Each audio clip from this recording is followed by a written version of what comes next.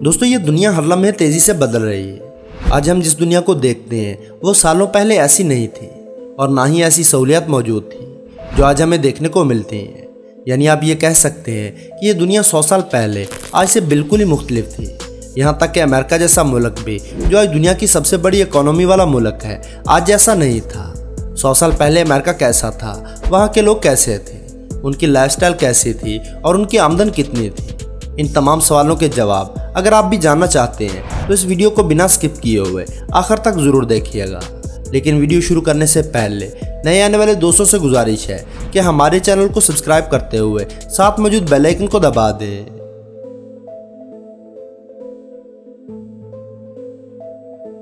दोस्तों यहाँ सबसे पहले हम बात करेंगे अमेरिका के लोगों की इनकम की। 100 साल पहले अमेरिका में एक मिडिल क्लास फैमिली की इनकम $1500 यानी 4 लाख पाकिस्तानी रुपए से भी कम हुआ करती थी।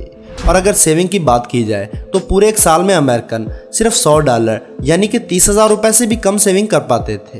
यहाँ आपकी मालूमात के लिए बता दें कि हमने जो $1500 इनकम की बात की है वो पूरी फैमिली की साल भर की इनकम थी। 100 साल पहले अमेरिका में इनफरादी तौर पर एक इंसान साल में मुश्किल से $600 कमा पाता था।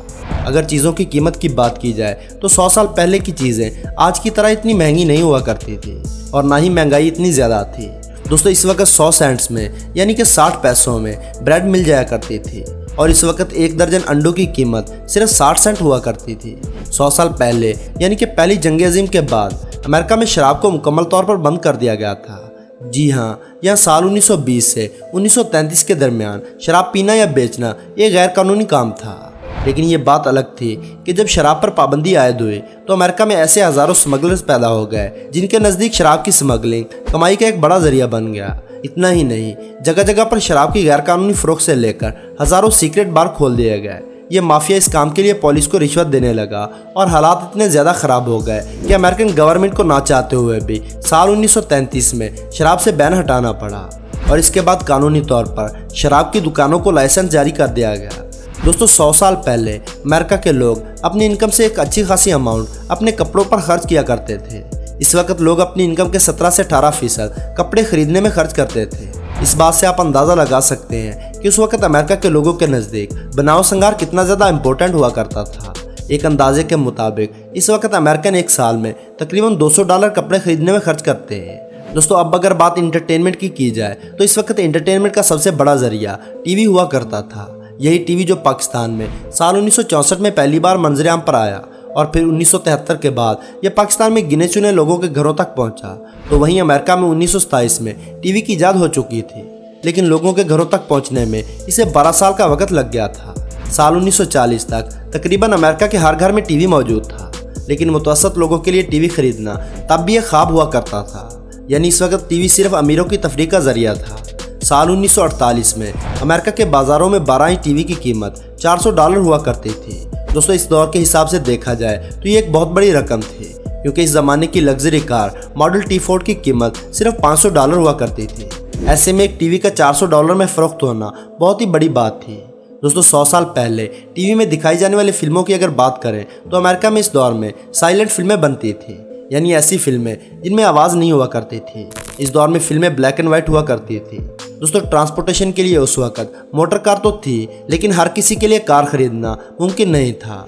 सिर्फ अमीर लोग ही कार का इस्तेमाल किया करते थे। ज़्यादातर लोग इस वक्त आमदोरफ्त के लिए घोड़ा गाड़ी या फिर बग्गी का इस्तेमाल करते थे। दोस्तों अमेरिका में आपको पब्लिक ट्रांसपोर्ट बहुत ही कम देखने को मिलेगी, क्योंकि वहाँ पर्सनल कार लॉबी पहले से ही काफ़ी ज़्यादा एक्टिव है। यहाँ आपको हर इंसान के पास छोटी बड़ी कोई ना कोई कार देखने को ज़रूर मिल जाएगी और इसी को मद्देनज़र रखकर अमेरिकन गवर्नमेंट ने कार लॉबी के साथ मिलकर वहाँ का पूरा ट्रांसपोर्ट सिस्टम यानी रोड्स, ब्रिजेस और हाईवेज डिज़ाइन किए हैं। दोस्तों आज हमारे पाकिस्तान में आपको हर जगह गैस स्टेशन मिल जाएंगे। गैस स्टेशन यानी हम पेट्रोल पंप की बात कर रहे हैं। दरअसल अमेरिका में पेट्रोल पंप को गैस स्टेशन कहा जाता है। वैसे पाकिस्तान की तरह आज अमेरिका में भी आपको अलग अलग जगहों पर गैस स्टेशन देखने को मिल जाएंगे, लेकिन 100 साल पहले यहाँ नज़ारा कुछ और हुआ करता था, क्योंकि इस वक्त कारें बहुत ही कम होती थी और जब इन लोगों को पेट्रोल की ज़रूरत होती तो उनके लिए गैस स्टेशन की तलाश करना रेत में सुई ढूंढने के बराबर होता था। वैसे आपको ये जानकर हैरत होगी कि इस दौर में पेट्रोल मेडिकल स्टोर पर मिला करता था। दरअसल इस वक्त मेडिकल स्टोर के बाहर एक छोटा सा गैस स्टेशन लगाया जाता था।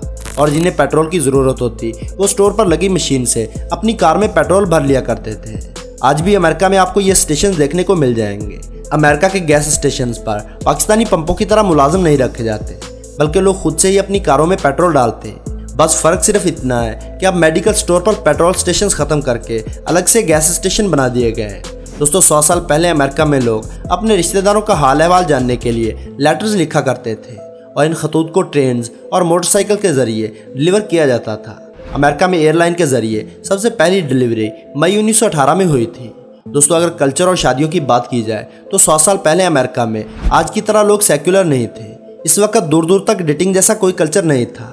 हाँ, अगर कोई एक दूसरे को पसंद करता था तो उनके वालिदैन उन्हें मिलवाने का काम करते थे। लड़के के वालिदैन लड़की के वालिदैन से बातचीत करते थे और फिर लड़के और लड़की की शादी करवा दी जाती थी।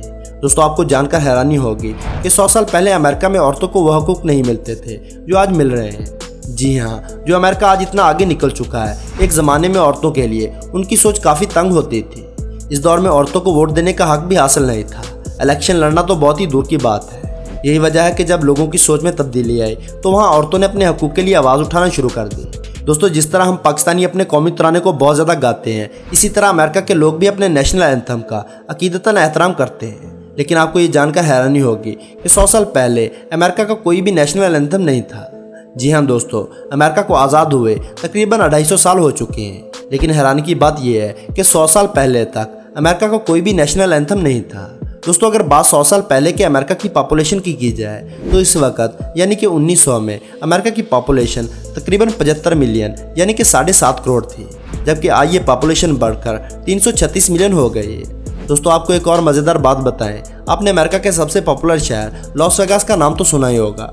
आज इस शहर के मेट्रो एरिया की पॉपुलेशन तकरीबन 25 लाख है।